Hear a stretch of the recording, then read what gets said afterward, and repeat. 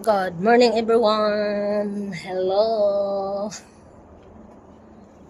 Happy Sunday. It's a family day today. Enjoy your day together with your family. I just have sunlight for a while here in the balcony before I continue what I'm doing.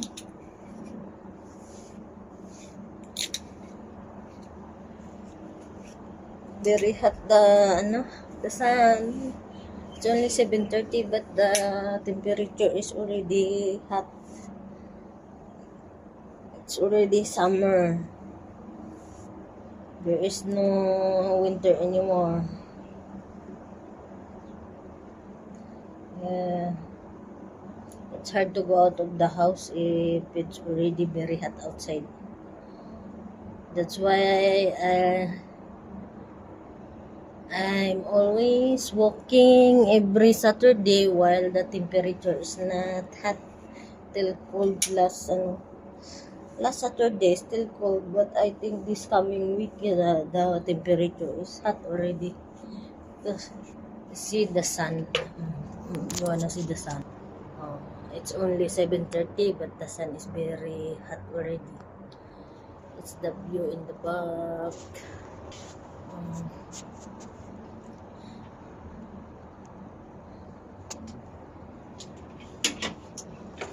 Good morning, sunshine. Happy Sunday, happy family day. It's a family day today.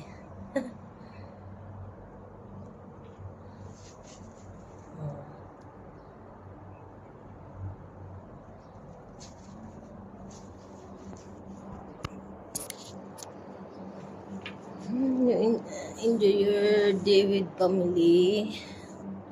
The one who has family.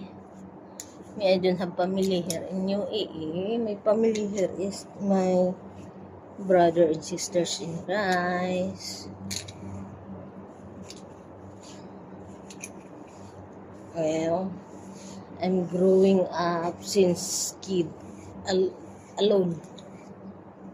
Ever since. Because my father died at early age. I'm only 6 years old at the time.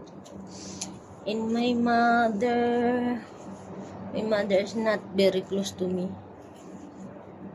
I'm not close to my mother because my mother is, the typical parent that is, there is favoritism in the kids and their children. Sad. I'm not lucky to be her favorite. That's why I'm not close to my mom. That's why I'm growing up alone ever since I was a kid. Until now. Even my brother and sisters, every time I go vacation to Philippines, I ask them a favor to do something for me.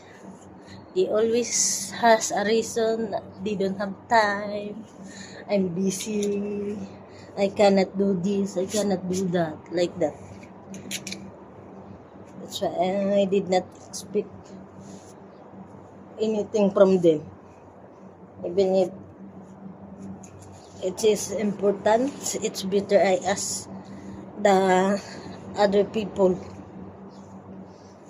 than ask them what I need to ask them. The other people is willing to help me if I have a problem, but my brother and sisters, they don't have time for me. They always had a reason. I don't have time. I cannot do this. I cannot do that because I'm always busy like that. Bye, guys.